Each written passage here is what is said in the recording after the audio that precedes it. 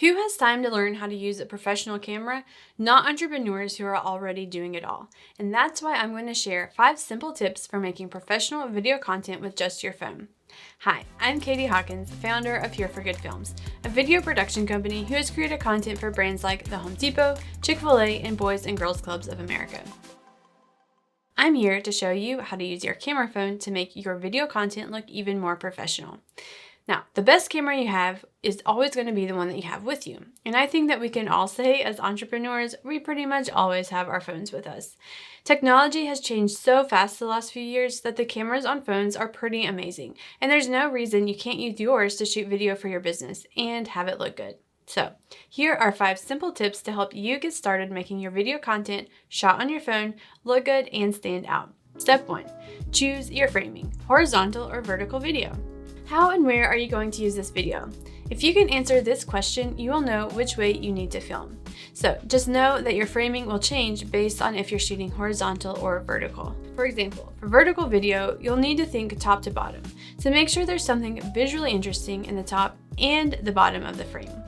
For horizontal video though, you'll need to make sure that there's something visually interesting on the sides of the frame. So instead, you'll need to think from side to side, not top to bottom. Alright, step 2.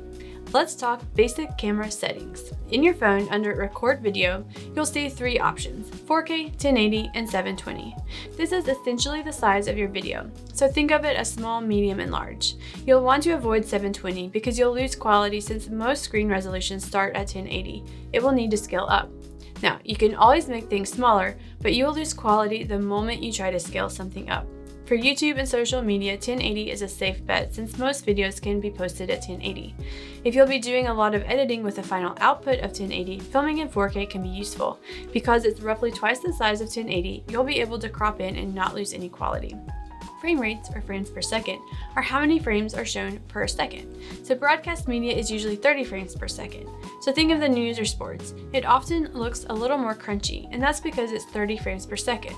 Films and movies seem a little bit smoother, and that's because they shoot those at 24 frames per second. Generally, 24 frames per second is going to be your best bet. 60 frames per second is slow motion, so it can get slowed back down to 30 frames per second, which makes it play twice as slow in, you guessed it, slow motion.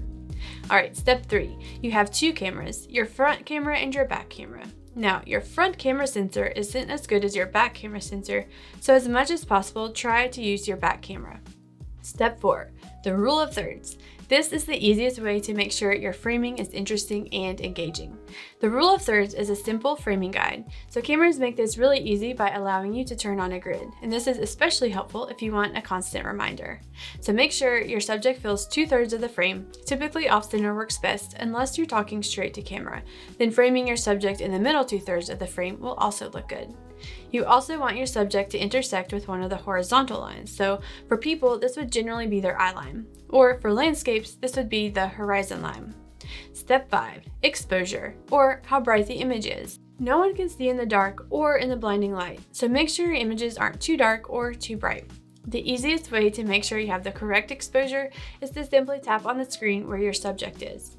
Now, phones won't always be perfect, but this will usually get you pretty close. Just be careful when shooting video because if you are moving your camera around, it can change the exposure while you are recording, which is distracting. And there you have it.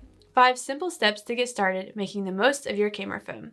These tips will apply to any camera that you use, so once you get familiar with them and find your video groove, you can decide if you want to stick with your phone or maybe invest your time and money into learning a more professional camera. Check out the next piece of gear that you need to get started for making your own professional video content for less than $150.